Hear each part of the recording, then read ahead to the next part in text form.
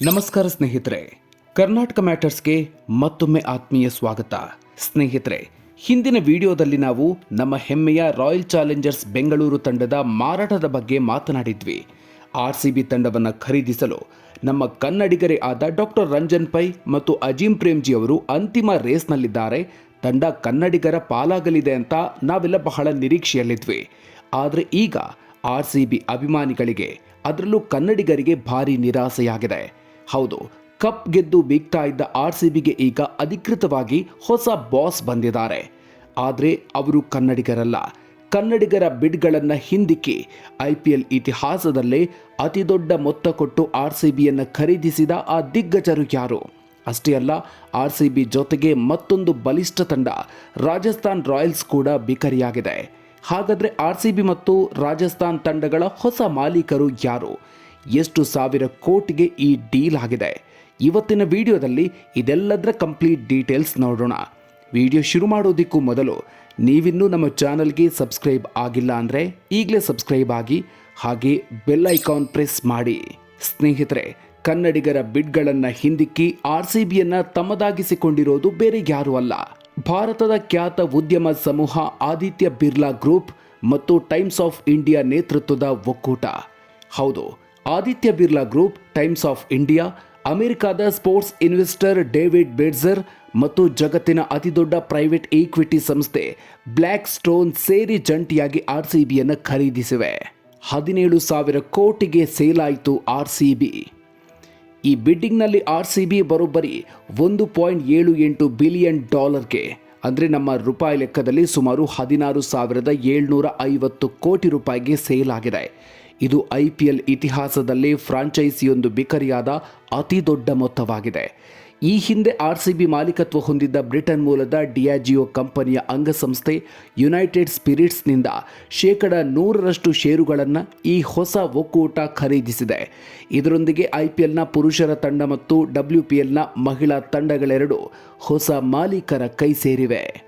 RCBಗೆ ಯಾರಾಗ್ತಾರೆ ಹೊಸ ಬಾಸ್? ಹೊಸ ಮಾಲೀಕತ್ವದ ಅಡಿಯಲ್ಲಿ ಆದಿತ್ಯ ಬಿರ್ಲಾ ಗ್ರೂಪ್ನ ನಿರ್ದೇಶಕರಾದ ಆರ್ಯಮಾನ್ ವಿಕ್ರಮ್ ಬಿರ್ಲಾ ಅವರು RCBಯ ಹೊಸ ಚೇರ್ಮನ್ ಆಗಿ ಅಧಿಕಾರ ವಹಿಸಿಕೊಳ್ಳಲಿದ್ದಾರೆ.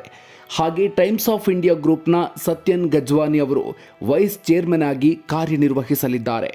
RCBಯನ್ನು ಜಾಗತಿಕ ಮಟ್ಟದಲ್ಲಿ ಬಲಿಷ್ಠ ಕ್ರೀಡಾ ಸಂಸ್ಥೆಯಾಗಿ ಬೆಳೆಸ್ತೀವಿ, ಜೊತೆಗೆ ಬೆಂಗಳೂರು ಮತ್ತು ಕರ್ನಾಟಕದ ಅಭಿಮಾನಿಗಳ ಜೊತೆಗಿನ ನಂಟನ್ನು ಇನ್ನಷ್ಟು ಗಟ್ಟಿಗೊಳಿಸ್ತೀವಿ ಅಂತ ಹೊಸ ಮಾಲೀಕರು ಭರವಸೆ ನೀಡಿದ್ದಾರೆ.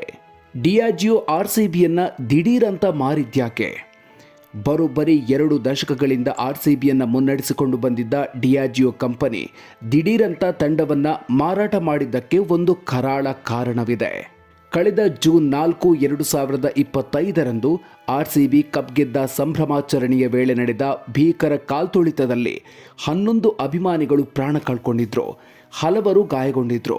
ಈ ದುರಂತದ ಬಳಿಕ ಕ್ರಿಕೆಟ್ ತಮ್ಮ ಮೂಲ ವ್ಯವಹಾರವಲ್ಲದ ಕಾರಣ ತಂಡವನ್ನು ಮಾರಾಟ ಮಾಡುವಂತೆ ಡಿಯಾಜಿಯೋ ಕಂಪನಿಯ ಮೇಲೆ ಭಾರಿ ಒತ್ತಡ ಕೇಳಿಬಂದಿತ್ತು. ಇದೇ ಕಾರಣಕ್ಕೆ ಅವರು ತಂಡವನ್ನು ಸೇಲ್ ಮಾಡಿದ್ದಾರೆ. ರಾಜಸ್ಥಾನ್ ರಾಯಲ್ಸ್ ಕೂಡ 15,000 ಕೋಟಿಗೆ ಮಾರಾಟ. ಇನ್ನು IPL ವಲಯದ ಮತ್ತೊಂದು ಬಿಗ್ ಬ್ರೇಕಿಂಗ್ ನ್ಯೂಸ್ ಅಂದರೆ ಚೊಚ್ಚಲ IPL ಚಾಂಪಿಯನ್ ರಾಜಸ್ಥಾನ್ ರಾಯಲ್ಸ್ ಕೂಡ ಮಾರಾಟವಾಗಿದೆ. RCB ಖರೀದಿಯ ರೇಸ್ನಲ್ಲಿದ್ದ ಅಮೆರಿಕ ಮೂಲದ ಉದ್ಯಮಿ ಕಾಲ್ ಸೋಮಾನಿ ನೇತೃತ್ವದ ಒಕ್ಕೂಟವು ರಾಜಸ್ಥಾನ್ ತಂಡವನ್ನು ಬರೋಬ್ಬರಿ $1.63 ಬಿಲಿಯನ್, ಅಂದರೆ ಸುಮಾರು 15,350 ಕೋಟಿ ರೂಪಾಯಿಗೆ ಖರೀದಿಸಿದೆ. ಈ ಒಕ್ಕೂಟದಲ್ಲಿ ಜಗತ್ಪ್ರಸಿದ್ಧ ವಾಲ್ಮಾರ್ಟ್ ಕುಟುಂಬದ ರಾಬ್ ವಾಲ್ಟನ್ ಮತ್ತು ಫೋರ್ಡ್ ಕಂಪನಿ ಮಾಲೀಕತ್ವ ಹೊಂದಿರುವ ಹ್ಯಾಂಪ್ ಕುಟುಂಬ ಕೂಡ ಸೇರಿದೆ. ವಿಶೇಷ ಅಂದರೆ 2008ರಲ್ಲಿ ಕೇವಲ $67 ಮಿಲಿಯನ್ ಸೇಲ್ ಆಗಿದ್ದ ರಾಜಸ್ಥಾನ್ ತಂಡ ಈಗ $1.63 ಬಿಲಿಯನ್ ಮಾರಾಟವಾಗುವ ಮೂಲಕ IPLನ ಬ್ರ್ಯಾಂಡ್ ವ್ಯಾಲ್ಯೂ ಎಷ್ಟಿದೆ ಅನ್ನೋದನ್ನು ಜಗತ್ತಿಗೆ ತೋರಿಸಿದೆ. ಈ ಹೊಸ ಮಾಲೀಕತ್ವ 2026ರ IPL ಸೀಸನ್ ಮುಗಿದ ಬಳಿಕ ಅಧಿಕೃತವಾಗಿ ಜಾರಿಗೆ ಬರಲಿದೆ. ಇದೇ ವೇಳೆ ರಾಜಸ್ಥಾನ್ ತಂಡದಲ್ಲಿ ಒಂದು ಸಣ್ಣ ಬದಲಾವಣೆಯಾಗಿದೆ. ಆಲ್ರೌಂಡರ್ ಸ್ಯಾಮ್ ಕರನ್ ಇಂಜುರಿಯಿಂದ ಟೂರ್ನಿಯಿಂದ ಹೊರಬಿದ್ದಿದ್ದು, ಅವರ ಜಾಗಕ್ಕೆ ಶ್ರೀಲಂಕಾದ ದಸುನ್ ಶನ್ಕಾ ಅವರನ್ನು 2 ಕೋಟಿಗೆ ಕರೆತರಲಾಗಿದೆ. ಒಟ್ಟಿನಲ್ಲಿ ಸ್ನೇಹಿತರೆ, IPLನ 2 ಬಲಿಷ್ಠ ತಂಡಗಳು 15,000 ಕೋಟಿ ರೂಪಾಯಿಗೂ ಅಧಿಕ ಮೊತ್ತಕ್ಕೆ ಮಾರಾಟವಾಗಿರೋದು ಜಾಗತಿಕ ಕ್ರೀಡಾ ವಲಯದಲ್ಲಿ ಹೊಸ ಸಂಚಲನ ಸೃಷ್ಟಿಸಿದೆ. ಸ್ನೇಹಿತರೆ, RCB ತಂಡ ನಮ್ಮ ಕನ್ನಡಿಗರ ಕೈ ತಪ್ಪಿ ಬೇರೆ ಉದ್ಯಮಿಗಳ ಪಾಲಾಗಿರೋದ್ರ ಬಗ್ಗೆ ನಿಮಗೇನನ್ಸುತ್ತೆ? ಹೊಸ ಮಾಲೀಕರು ಬಂದರೆ ತಂಡದ ಭವಿಷ್ಯ ಮತ್ತಷ್ಟು ಉಜ್ವಲವಾಗಲಿದೆಯಾ? ನಿಮ್ಮ ಅನಿಸಿಕೆಯನ್ನು ಕಾಮೆಂಟ್ ಬಾಕ್ಸ್ನಲ್ಲಿ ತಪ್ಪದೇ ತಿಳಿಸಿ. ಈ ವಿಡಿಯೋ ಇಷ್ಟ ಆಗಿದ್ರೆ ಲೈಕ್ ಮಾಡಿ, RCB ಫ್ಯಾನ್ಸ್ ಜೊತೆಗೆ ಶೇರ್ ಮಾಡಿ. ಮುಂದಿನ ವಿಡಿಯೋದಲ್ಲಿ ಮತ್ತೊಂದು ಇಂಟ್ರೆಸ್ಟಿಂಗ್ ಅಪ್ಡೇಟ್ ಜೊತೆಗೆ ಮತ್ತೆ ಸಿಗೋಣ. ಅಲ್ಲಿವರೆಗೂ ನಮಸ್ಕಾರ.